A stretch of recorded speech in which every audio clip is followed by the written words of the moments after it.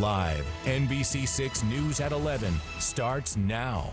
I'm Willard Shepard. Remember the BP oil spill out in the Gulf of Mexico? This is a sample of sand from that location, and it's being stored at a secret location here in Florida. Why is it important now? We have the exclusive details coming up. Tonight, only on 6, an inside look at a place that could hold answers for people nearly 13 years after the BP oil spill. The Deepwater Horizon explosion killed 11 workers, devastated wildlife and Florida's economy for a while. Now, since many who worked on the cleanup efforts have taken legal action alleging that they were exposed to harmful chemicals that made them sick. NBC6 investigator Willard Shepard speaks exclusively with one of those workers and takes you to a secret location he says holds the key evidence to his claim and others. It's a place frozen in time. This is going to be a refrigerated room. You're going to see a combination of water samples, sediment, sand, beach samples. Samples filling a sub-zero room in a Florida warehouse, a location we can't reveal. NBC6 was granted exclusive access. Other types of samples collected either from PPE, meaning the gloves that the cleanup workers were wearing. What's here is crucial for many who went to clean up the disaster. Workers like Florida resident Vincent Culliver. I was Grand Isle, Louisiana, doing the oil spill cleanup. The Deepwater Horizon explosion sent over 3 million gallons of oil into the Gulf of Mexico. Culliver says his job was to clean boating equipment used to soak up the oil. We had to decontaminate the boom from the oil in a swimming pool of contaminated water. But one day, he says, he fell into that pool. I'm lying in this stuff. I was screaming my back. Culliver says his back got better, but a few years ago, he was diagnosed with prostate cancer.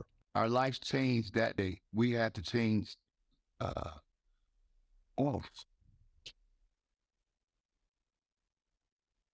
In a federal lawsuit, Culliver alleges the exposure to oil and other chemicals was a substantial contributing cause of his cancer. They need to go to their doctors. They need to check with their physicians to understand if they have been impacted by the oil spill in any way.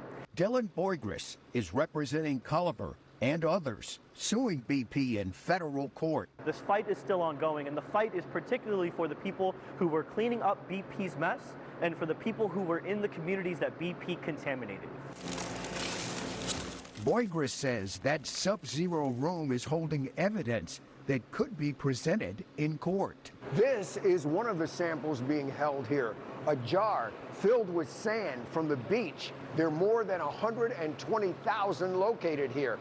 Boygris and his colleagues took control of the samples and moved them from Colorado to Florida after the initial BP litigation.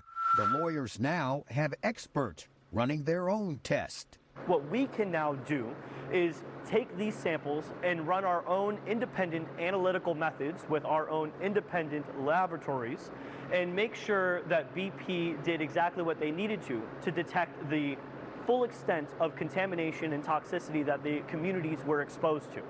BP's attorney told NBC6 the company doesn't comment on pending litigation, but in court filings, BP denies the allegation concerning Culliver's prostate cancer. It presented 22 defenses, claiming in part one or more superseding and/or intervening causes, such as a pre-existing medical condition or conditions, preclude any finding of liability, and Culliver's alleged injuries were caused by his own negligence. Culliver says that's not the case, and he was a healthy man. His treatment is ongoing. Have these choices no man wants to live with. So I had to really get with God and my wife.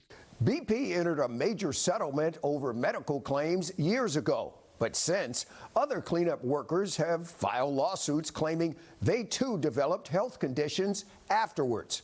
Some cases have been dismissed for insufficient evidence. Culliver's case, it's pending. Willard Shepard, NBC6 News.